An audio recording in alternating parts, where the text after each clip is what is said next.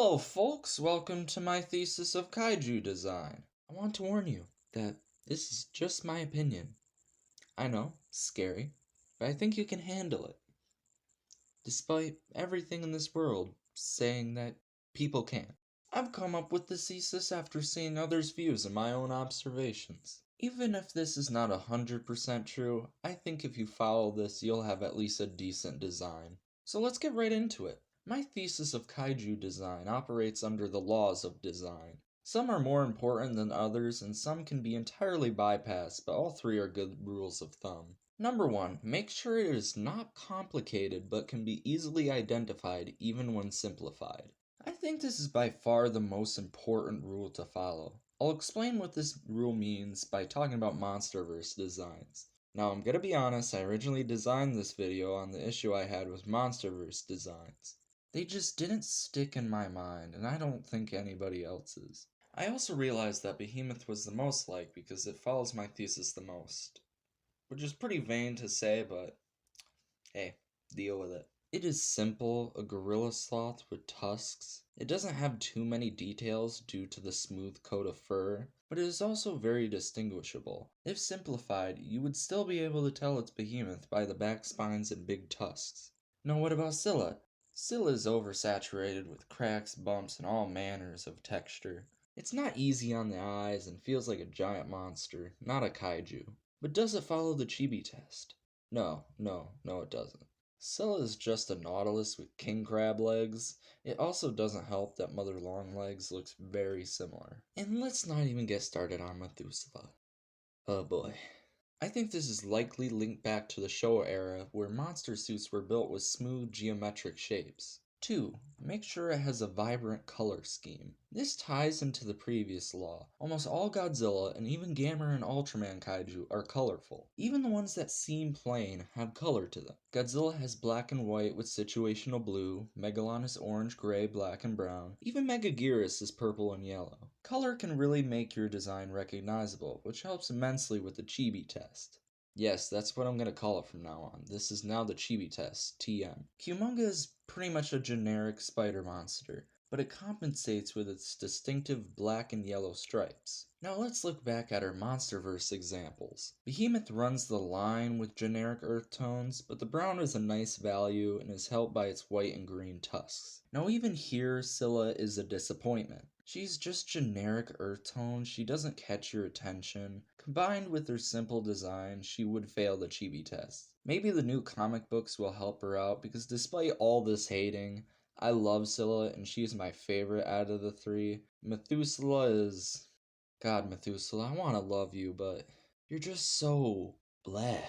Number 3. Make sure it can be done with Suitmation, if not, then another form of practical effects. This one can be bent a bit. This law was created because most kaiju designs are influenced by the fact a person must fit inside them. However, I have realized that times have changed, and special effects have allowed for infinite possibilities. However, by adding a humanoid skeleton, I think you can instantly make your kaiju a kaiju. Again, this isn't a solid rule and shouldn't always be followed, but I think it will make your job a lot easier.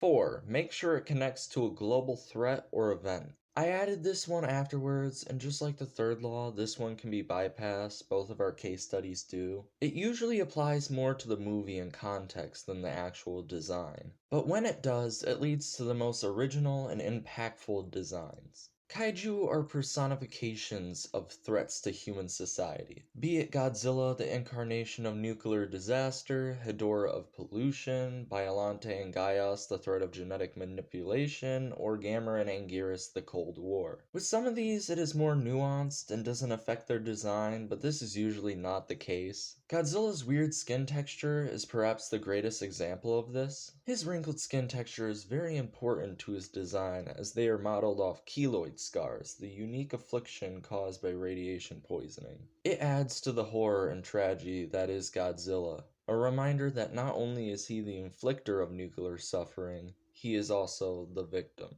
It is also interesting to note that both American Godzilla designs remove this feature, while Toho has only been embellishing it. To wrap things full circle, Scylla actually most follows this law out of the MonsterVerse 3. Behemoth represents nature taking back land in its recovery, but Scylla takes it to the top. She is an uncaring alien scavenger that feeds off leftover flesh and nutrients to produce an acidic, deadly bacteria that poisons water. She embodies algae blooms and has a very cool background. This, however, is mostly in the comic books and outside lore. In the movie, she helps cool the oceans? Well, that ruins her character. This goes to show that the MonsterVerse keeps shying away from the fourth law when it should really be embracing it. I would like to bring up our first case study to show all three elements in effect. For this one, I have chosen what I think is the best design the MonsterVerse has offered, Muto Prime.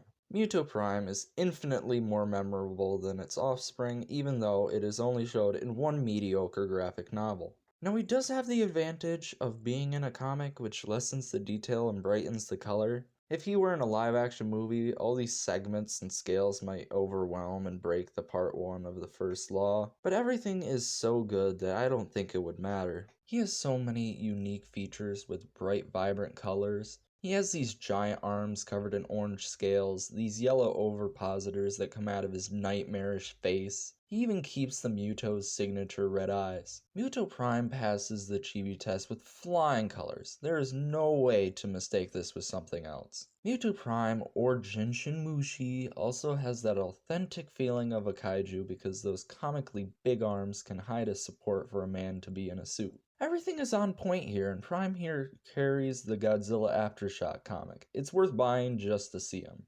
Light spoilers, I would like to take a moment to talk about Warbat, because the Godzilla vs. Kong review was going way too long.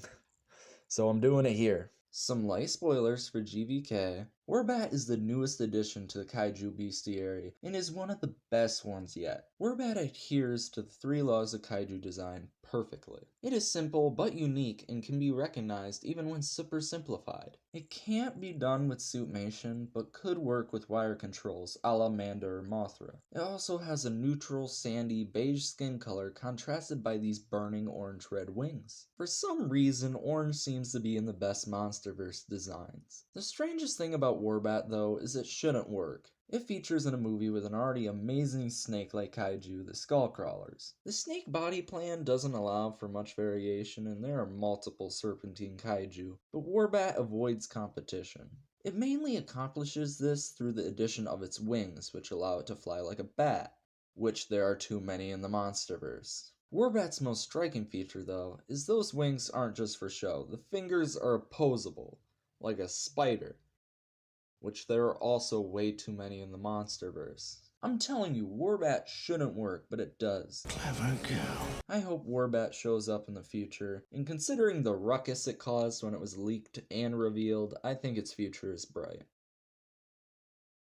Alright, that's it folks. Stay tuned because there is going to be a part 2 for this video where I use what I talked about today to design a MonsterVerse Titan of my own. It's Kaiju everybody, so if you know your way around a pencil, get out there and draw. Signing off, Beast Core.